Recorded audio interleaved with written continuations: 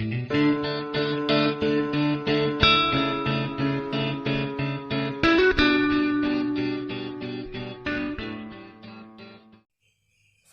warahmatullahi wabarakatuh. Salam sejahtera untuk kita semua. Sampurasun. Salam hormat kepada para leluhur Nusantara, kepada para guru, ulama, pemuka agama, pemuka adat se-Nusantara, kepada Eyang Prabu Siliwangi, juga seluruh pemirsa yang menonton tayangan ini.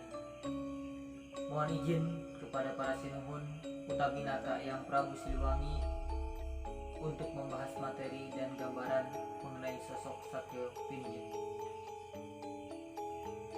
Dan saya mohon maaf apabila dalam penyampaian ini ada hal-hal yang tidak sesuai dengan fakta yang sesungguhnya.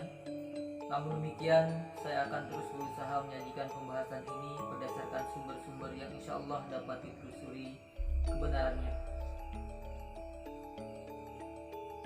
Sebelum membahas perihal Satyo Piningit lebih lanjut, saya akan mencoba memaparkan mulai dari Uga Wangsit Siliwangi. Hal ini karena Uga Wangsit Siliwangi sangat erat kaitannya dengan ramalan mengenai kemunculan Satyo Piningit. Membaca Uga Wangsit Siliwangi terasa mengandung hakikat yang sangat tinggi bila telah memahaminya, karena di dalamnya digambarkan situasi kondisi sosial beberapa masa utama dengan karakter pemimpinnya dalam kurun waktu perjalanan panjang sejarah negeri pasca kepergian Prabu Siliwangi. Peristiwa itu ditandai dengan menghilangnya Pajajaran, dan sesuai sabda Prabu Siliwangi bahwa kelak di kemudian akan ada banyak orang yang berusaha membuka misteri Pajajaran. Namun yang terjadi, mereka yang berusaha mencari hanyalah orang-orang yang sombong dan takabur, seperti dalam naskah berikut ini. Timimiti poek ieu, Pajajaran leungit ti alam hirup, leungit dayeuhna, leungit nagarana. Pajajaran moal ninggalkeun tapak jabatingaran pikeun nu mapai. Sabab bukti anu kari bakal rea nu malukir. Tapi engke jaga bakal aya nu nyoba-nyoba supaya anu leungit kapanggih deui. Nya bisa ngan mapaina kudu make amparan. Tapi anu marapaina loba anu arieu aing pangpingkerna, mudu aredan heula. Artinya semenjak hari ini Pajajaran hilang dari alam nyata, hilang kotanya, hilang daerahnya. Pajajaran tidak akan meninggalkan jejak selain nama untuk mereka yang berusaha menelusuri, sebab bukti yang ada akan banyak yang menolak. Tapi suatu saat akan ada yang mencoba supaya yang hilang dapat ditemukan kembali. Bisa saja hanya menelusurinya harus memakai dasar, tapi yang menelusurinya banyak yang sok pintar dan sombong, dan bahkan berlebihan kalau bicara. Namun dalam naskah Wangsit Siliwangi ini dikatakan bahwa pada akhirnya yang mampu membuka misteri Pajajaran adalah sosok yang dikatakan sebagai budak Angon atau anak gembala, sebagai perlambang sosok yang dikatakan oleh Prabu Siliwangi sebagai orang yang baik perangainya. Sakabeh turunan dia ku ngaing bakal dilakukan, tapi ngan di waktu anu perlu ngaing bakal datang deui nulungan anu barutuh, mantuan anu sarusah, tapi ngan hadela ku lampahna. Mun ngaing datang moal kadeugeut, mun ngaing nyarita moal kadenge. Memang ngaing bakal datang, tapi ngan kanu rancage hatena. Kanu weruh disemu anu saestu, anu ngarti kanu wangi anu sajati, jeung nu surti lantip pikirna. Nu hadela ku lampahna, mun ngaing datang teu ngarupa, teu nyawara, tapi mere ciri ku wawangi. Artinya semua keturunan kalian akan aku kunjungi, tapi hanya pada waktu tertentu dan saat diperlukan aku akan datang lagi. Menolong yang perlu, membantu yang susah, tapi hanya mereka yang bagus perangainya.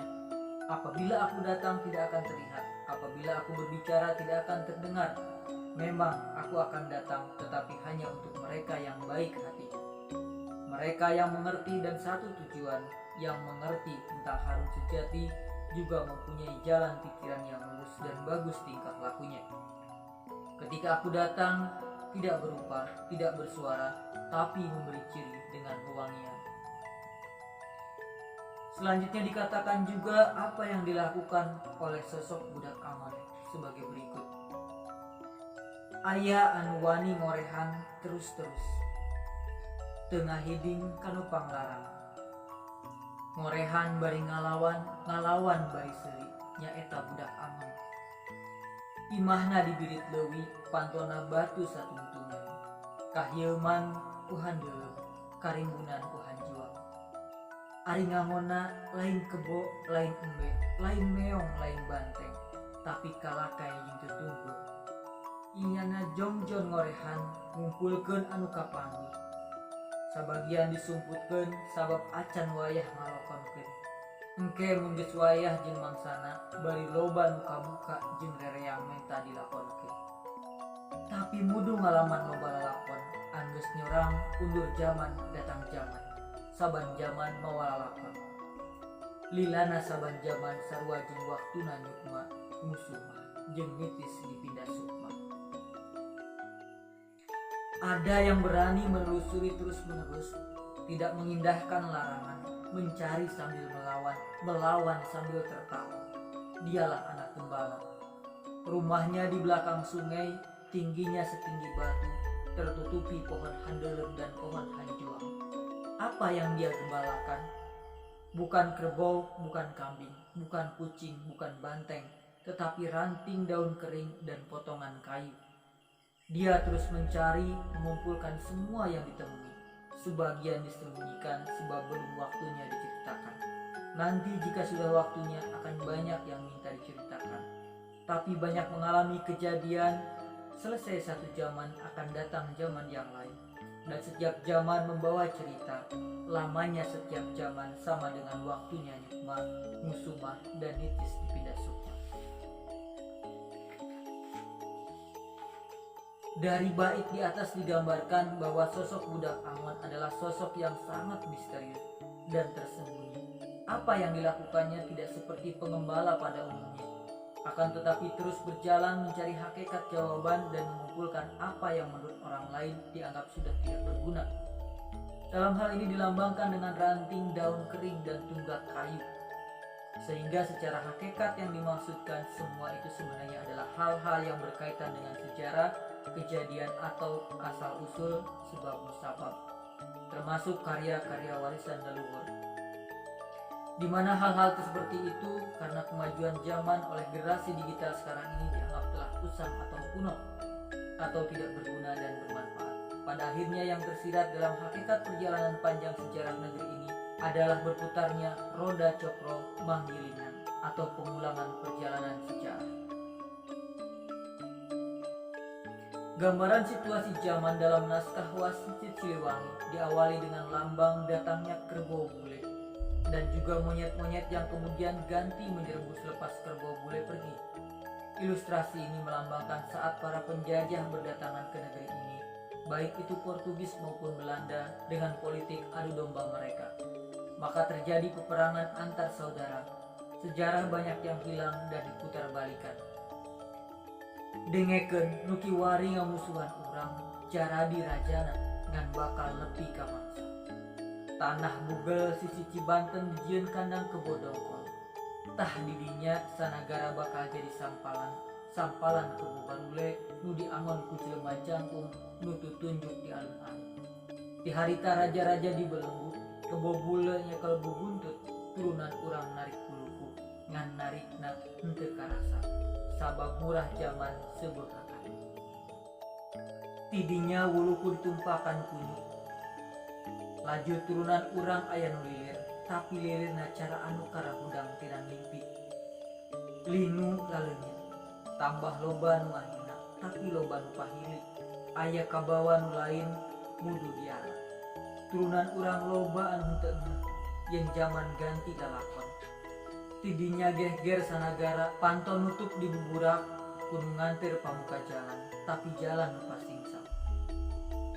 Tutu tunjuk nyumput jauh, alun-alun jadi subuh, kebo bule kalabur, laju sampalan nu diranjah monyet.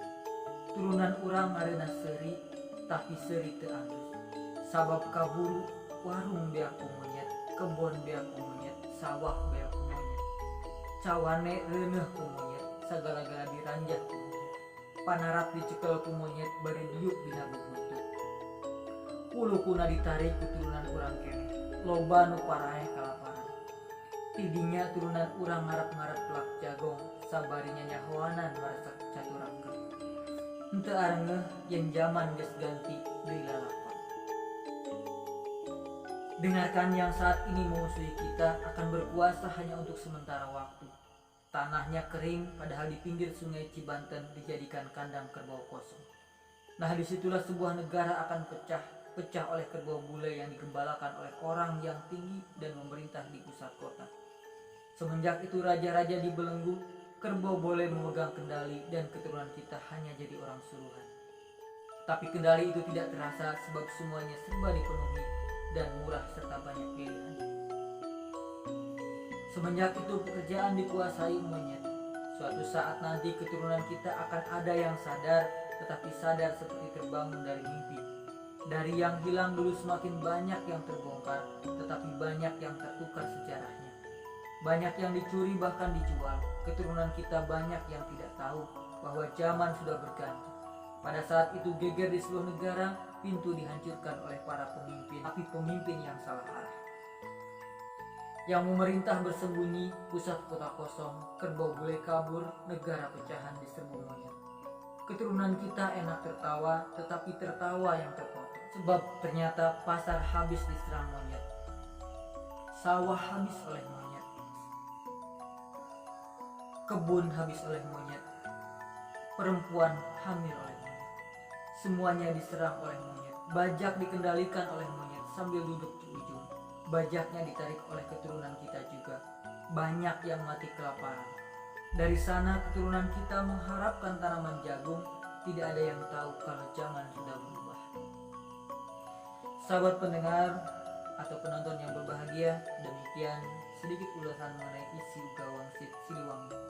Allah mengenai sosok Satrio Piningit akan dilanjutkan di lain kesempatan. Semoga sedikit ulasan ini dapat membawa manfaat untuk kita semua. Atas segala kekurangan dalam penyampaian ini, saya mohon maaf yang sebesar-besarnya dan kiranya sahabat dapat memberikan masukan kepada kami. Terima kasih, sampai jumpa. Wassalamualaikum warahmatullahi wabarakatuh.